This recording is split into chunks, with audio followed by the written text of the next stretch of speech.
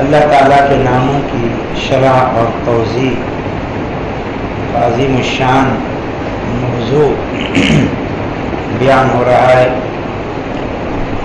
آج مزید دو ناموں پر بات کریں گے۔ ایک ہے الکفیل اور ایک ہے الوکیل۔ الکفیل قرآن مجید میں ایک مقام پر آیا ہے، جس کے دو معنی کیے گئے ہیں۔ ایک معنی کا معنی ضامن، کفالت کرنے والا، محافظ، یہ ایک معنی ہے مختلف الفاظ کے ساتھ۔ اور ایک معنی ہے گواہ۔ اساسی طور پر، بنیادی طور پر الکفیل کا جو معنی ہے وہ ہے کفالت کرنے والا، کسی کی ذمہ داری اٹھا کر اس ذمہ داری کو نبھانے والا، جسے کسی کام کا ذمہ دار بنا دیا جائے اور وہ اس ذمہ داری کو اٹھا لے، یعنی دوسروں کی ضروریات کو پورا کرنے کی ذمہ داری اپنے اوپر لینے والا، یہ ہے الکفیل۔ مفہوم یہ ہوگا اللہ تعالیٰ کے نام الکفیل کا کہ اللہ تعالیٰ نے اپنی تمام مخلوقات کی تمام ضروریات اپنے ذمے لے لی ہیں۔ جیسے کہ قرآن مجید میں ذکر ہے وَمَا مِن دَابَّةٍ فِي الْأَرْضِ إِلَّا عَلَى اللَّهِ رِزْقُهَا، نہیں ہے زمین پر کوئی بھی ذی روح مگر اللہ کے ذمے ہے اس کی روزی۔ یہ 12ویں پارے کی پہلی آیت۔ اس لیے آپ دیکھیں اللہ تعالیٰ کی جو سب سے عظیم صفت ہے وہ ہے رب العالمین، یہ سب سے عظیم صفت، جس پر شروع میں تفصیلی بات ہو چکی ہے۔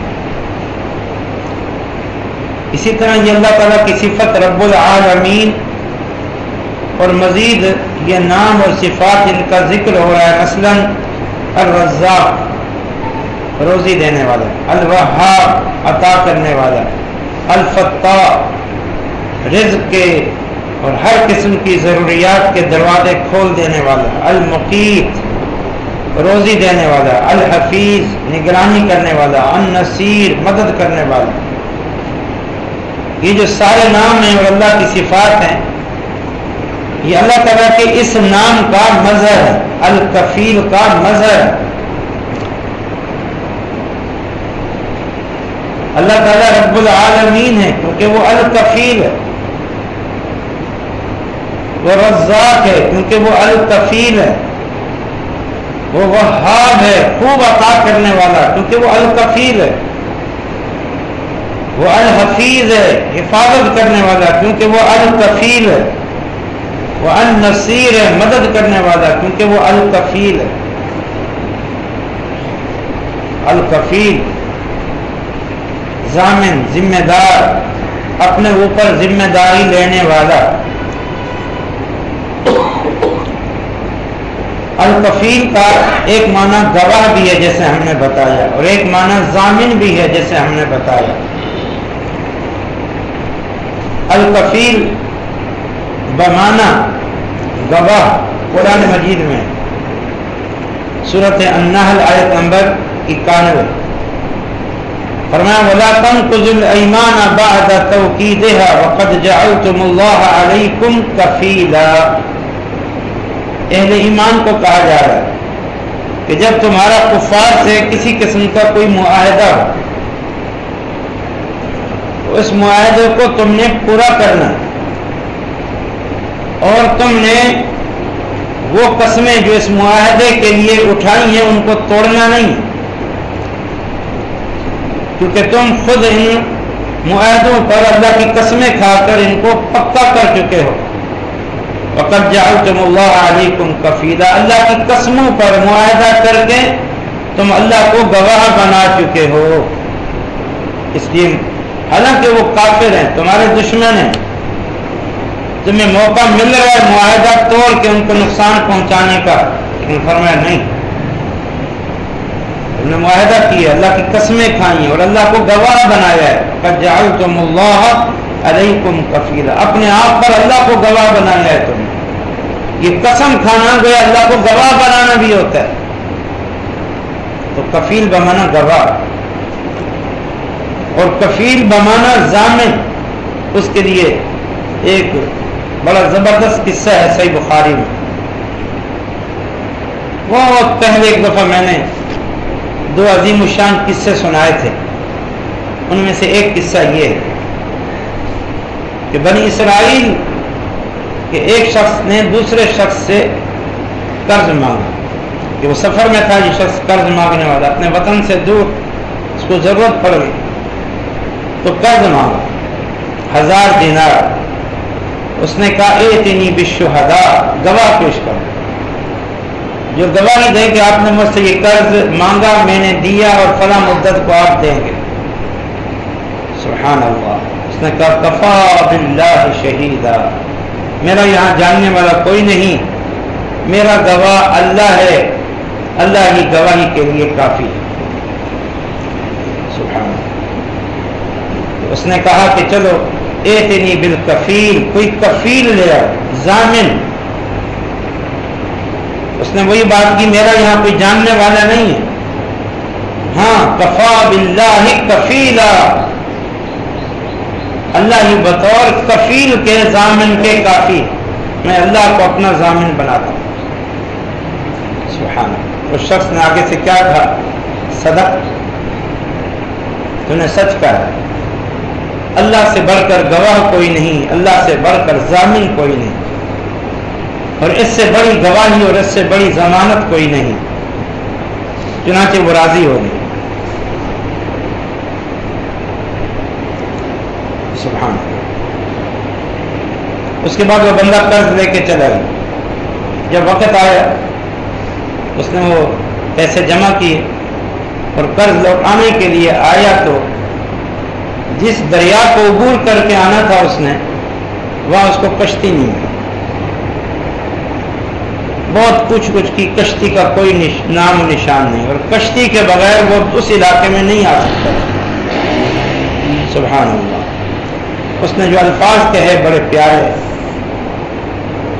بلکہ الفاظ کہنے سے پہلے اس نے ایک لکڑی لی، اس کو اندر سے کورید کے کھوکھلا کیا، اس میں 100 دینار رکھے، اس میں ایک چھوٹی سی پرچی لکھی کہ وقت پہ پہنچنے سے قاصر ہوں، یہ امانت میں بھیج رہا ہوں۔ پھر اس کو پوری طرح پیک کیا، بند کیا، اور دریا میں ڈالتے ہوئے کہا اے اللہ، اس شخص نے گواہ مانگا تھا، میں نے تجھے بطور گواہ کے پیش کیا اور وہ راضی ہو گیا تھا۔ ضامن مانگا تھا، اے اللہ میں نے تجھے بطور ضامن کے پیش کیا، وہ راضی ہو گیا، اور اب میرے پاس کوئی ذریعہ نہیں کہ یہ امانت میں پہنچاؤں اور میں اپنی بات میں سچا ثابت ہوں۔ اب یہ امانت تیرے سپرد ہے، تو یہ امانت وہاں پہنچا ہے۔ ادھر وہ بندہ انتظار کر رہا تھا، حسب وعدہ کشتی نہیں آئی، تو جاتے جاتے اس کی نظر پڑی کہ دریا کے کنارے پہ ایک لکڑی سی پڑی ہوئی۔ اس نے کہا چلو لے جاتا ہوں، گھر میں سوکھے گی تو جلانے کے، آگ جلانے کے کام آئے گی۔ جا کے اس کو توڑا تو اندر سے پیسے بھی اور وہ پرچی بھی، وہ سمجھ گیا۔ ادھر کچھ عرصے بعد یہ بندے کو جب موقع ملا، وہ پیسے لے کے واپس وہ شخص کے پاس پہنچا اور معذرت کی کہ میں وقت میں نہیں پہنچ سکا، مجھے کوئی سواری نہیں ملی، کشتی نہیں ملی، اب یہ میں امانت لوٹانے کے لیے آیا ہوں۔ اس نے کہا وہ امانت تم نے بھیجی نہیں؟ اس کو چھوڑیں، بس میں نہیں پہنچ سکا تھا، یہ امانت پہنچانے آیا ہوں، اظہار بھی نہیں کیا۔ اس نے کہا بھائی جس کے سپرد آپ نے امانت کی تھی وہ امانت مجھے پہنچ گئی، پورا قصہ اس نے بتایا کیسے عظیم لوگ ہوتے ہیں، اللہ کو کفیل بنا کے، اللہ کو گواہ بنا کے پھر اس کا حق ادا کرتے ہیں، اور اللہ ہی پھر ایسے لوگوں کہ ان جذبات کی کیسے قدر فرماتا ہے۔ بہرحال اس حدیث میں یہ لفظ اصل ہمارے موضوع سے متعلق ہے کہ قرض دینے والے نے کہا کہ گواہ پیش کرو، کہا کفا باللہ شہیدا، اللہ ہی بطور گواہ کے کافی، اور کفا باللہ کفیلا، کوئی ضامن پیش کرو، تو لفظ کفیل کہ میرا کفیل اللہ ہے، یعنی میرا ضامن اللہ ہے، تو الکفیل بمانا گواہ، الکفیل بمانا ضامن، اور الکفیل کا جو اصل یعنی کہ بنیادی طور پر جو معنی ہے وہ ہے کفالت کرنے والا۔ دوسرا جو نام ہے وہ ہے الوکیل، الوکیل یہ قرآن مجید میں 14 مرتبہ ہے، اس کا معنی ہے کارساز، مختصر ترین اور جامع ترین کارساز، الوکیل کارساز۔ وکیل انسان کسی کو اپنا وکیل کب بناتا ہے؟ جب وہ کوئی کام خود سر انجام نہ دے سکے، طاقت نہ ہو، وقت نہ ہو، سمجھ بوجھ نہ ہو، تو وہ کسی کو اپنا وکیل بناتا ہے، اور وکیل اس کو بناتا ہے جس پر وہ اعتماد کرتا ہے، اعتماد کر کے وہ کام اس کے سپرد کر دیتا ہے، اسے کہتے ہیں وکیل بنانا، وکیل نامزد کرنا۔ تو وکیل کون ہوا؟ جس کے سپرد کام کیے جائیں، جس پر اعتماد کیا جائے، وکیل۔ تو گویا وہ اس بندے کے معاملات کو نمٹاتا ہے، تو وکیل بمانا کارساز۔ اب اللہ تعالیٰ الوکیل ہے، اب مانا کیا ہوگا اللہ تعالیٰ کے الوکیل ہونے کا؟ کہ اللہ تعالیٰ اپنی تمام تر مخلوقات کے رزق اور ان کی تمام حاجات کا کارساز ہے اور متولی و نگران ہے، اپنی تمام مخلوق کے کام بنانے والا، بالخصوص جو اس کی پناہ میں آنا چاہے اس کو پناہ دینے والا، بالخصوص اپنے اولیاء صالحین اور اپنے پیارے و نیک بندوں کے امور کو سنبھالنے والا، سنبھالنے والا اور انہیں آسانیاں مہیا کرنے والا، یہ ہے اللہ تعالیٰ الوکیل کارساز۔ مختصر ترین معنی، بڑا جامع معنی ہے کارساز۔ اب کچھ آیات سنیے، اس معنی کے لیے ایک ہے نا کہ اللہ تعالیٰ کا نام ہو تو 14 مرتبہ ہے الوکیل، ویسے معنوی لحاظ سے بہت ساری آیات ہیں جن سے اللہ تعالیٰ کا الوکیل ہونا، قابل بھروسہ ہونا، بھروسہ کیا جانے والا ہونا ثابت ہوتا ہے۔ ان آیات کو سنیے، سورۃ النساء کی آیت نمبر 81، وَتَوَكَّلْ عَلَى اللَّهِ وَكَفَى بِاللَّهِ وَكِيلًا، اے ہمارے حبیب آپ اپنے جمیع معاملات میں اللہ پر بھروسہ رکھیں، وَكَفَى بِاللَّهِ وَكِيلًا، اور اللہ ہی بطور وکیل کے کافی، یعنی اللہ ہی آپ کے لیے بطور کارساز ہونے کے، آپ کے معاملات کا متولی اور نگران ہونے کے کافی ہے، کسی اور طرف دیکھنے کی ضرورت نہیں ہے۔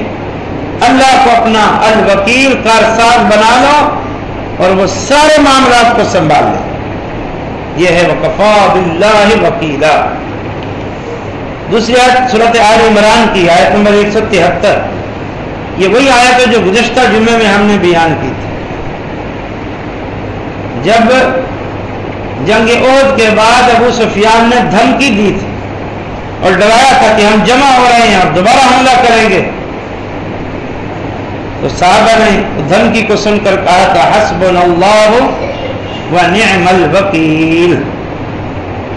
وہ حسبنا الحسیب کے معنی کے لیے ہم نے بیان کیا تھا اور یہ ونعم الوکیل یہ آج الوکیل کے معنی کے لیے حسبنا اللہ، اللہ ہمارا الحسیب ہے یعنی کافی ہے ہمیں،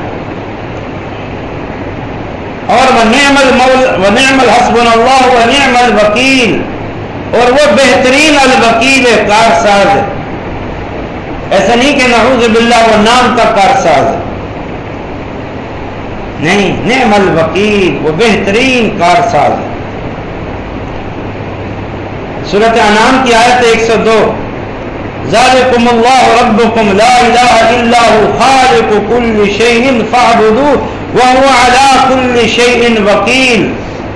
پیچھے اللہ تعالیٰ کی صفات کا اور عظمت کا ذکر ہے، اور اس کے بعد فرمایا یہ اللہ جس کی ابھی صفات بیان ہوئی ہیں یہ تمہارا پروردگار ہے، تمہارا رب ہے، لا الہ الا اللہ، اس کے علاوہ کوئی الہ نہیں، خالق کل شے، ہر چیز کا خالق ہے، فاعبدوا، اسی کی عبادت کرو، وَهُوَ عَلَى كُلِّ شَيْءٍ وَكِيلٌ، اور وہی ہر چیز پر وکیل ہے یعنی کارساز، ہر چیز کا متولی ہے، ہر چیز کا نگران ہے۔ تو یہ لفظ الوکیل، اللہ تعالیٰ کا نام الوکیل ان آیات میں آیا ہے۔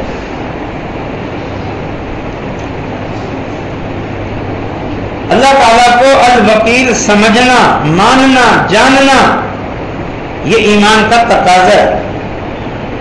ایمان ہے تو اس کے بہت سارے تقاضے ہیں، انہی تقاضوں میں سے ایک تقاضا یہ ہے کہ اللہ تعالیٰ کو ہی اپنا کارساز سمجھو۔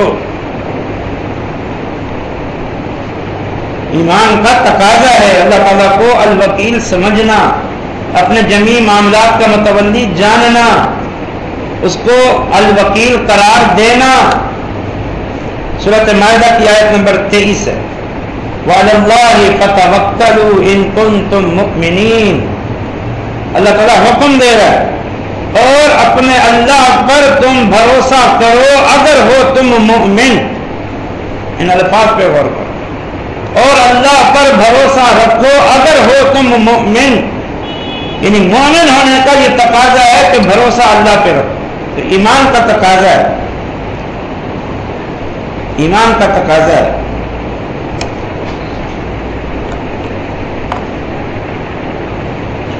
قرآن مجید میں 18 مقامات ایسے ہیں جہاں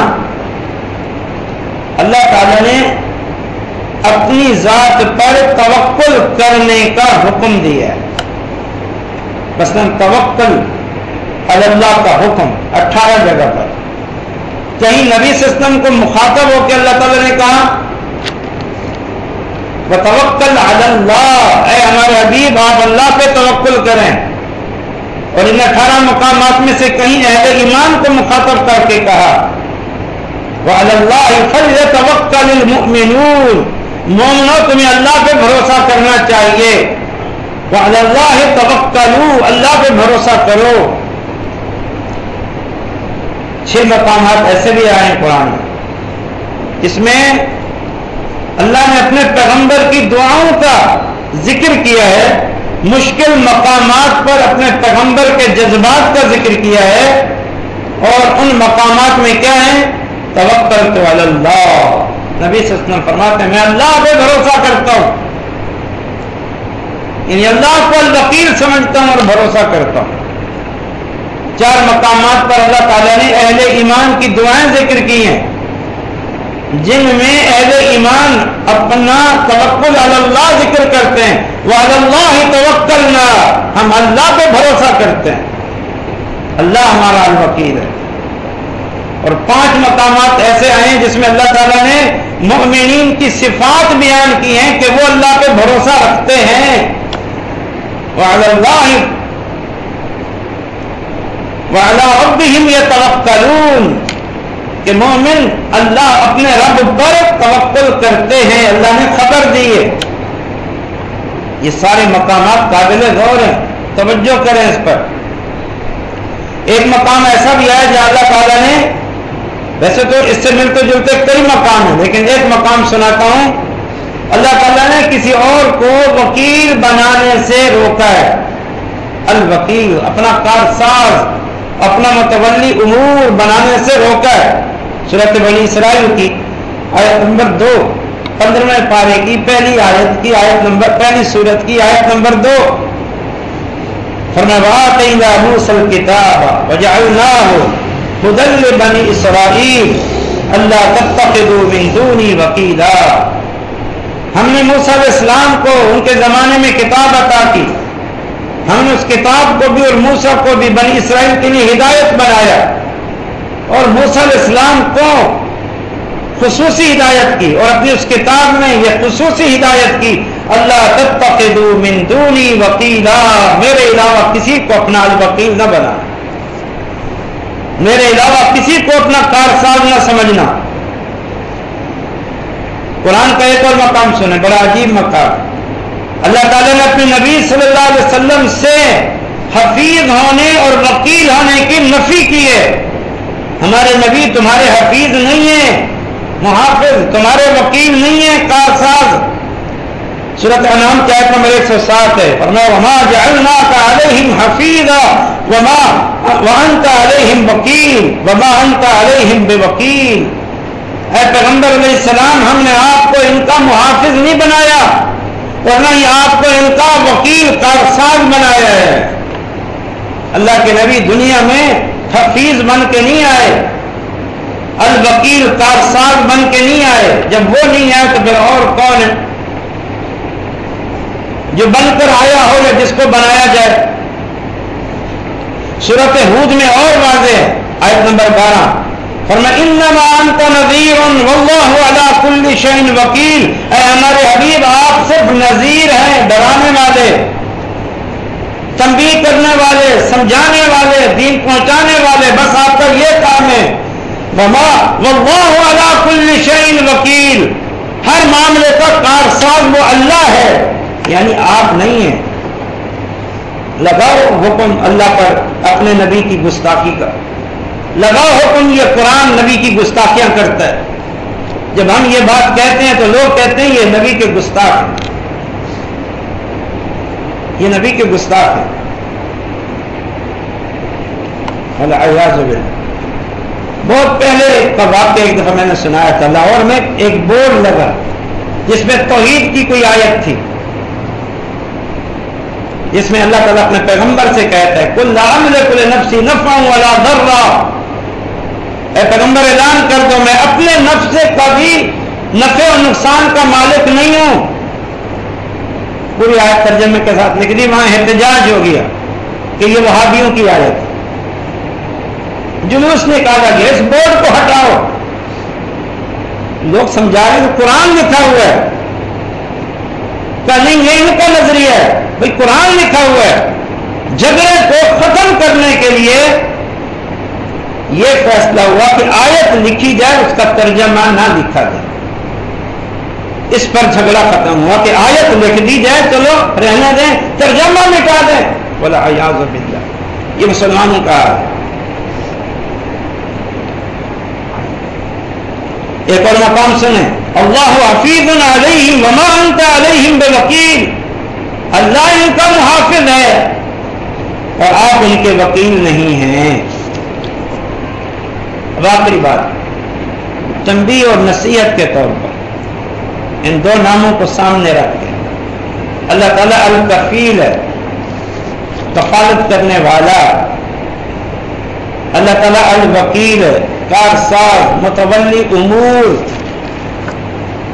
جس کی وضاحت ہم کر چکے۔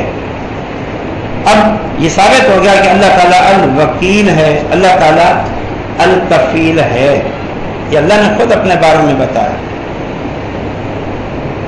ایسا بتایا کہ اپنے پیغمبر آخر الزمان امام الانبیاء محمد رسول اللہ صلی اللہ علیہ وسلم سے باقاعدہ نفی کی الوکیل ہونے کی۔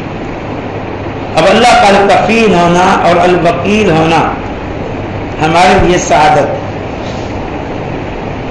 ہمارے لیے سعادت۔ اللہ رب العالمین خالق کل شیء، آسمانوں اور زمینوں، ساری کائنات کا بادشاہ، ہر قوت اور طاقت اور عظمت کا مالک، وہ ہمارا الکفیل ہے، وہ ہمارا الوکیل ہے۔ اس سے بڑھ کر خوش نصیبی ہے، کوئی سعادت مندی ہے؟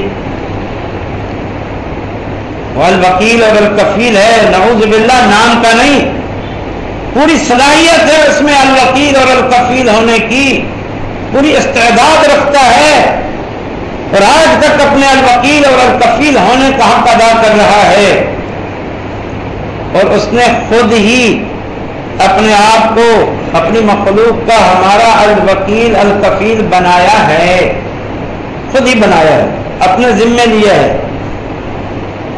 پھر ان سب باتوں کو جاننے ماننے کے باوجود پھر مخلوق کو کارساز سمجھنا، بگڑی بنانے والا سمجھنا، مشکل کشا سمجھنا، حاجت روا سمجھنا، گنج بخش سمجھنا، فیض عالم سمجھنا، پورے جہان کو یہ فیض پہنچا رہے ہیں، غریب نواز سمجھنا، غوث الثقلین سمجھنا، اسے کیا کہو؟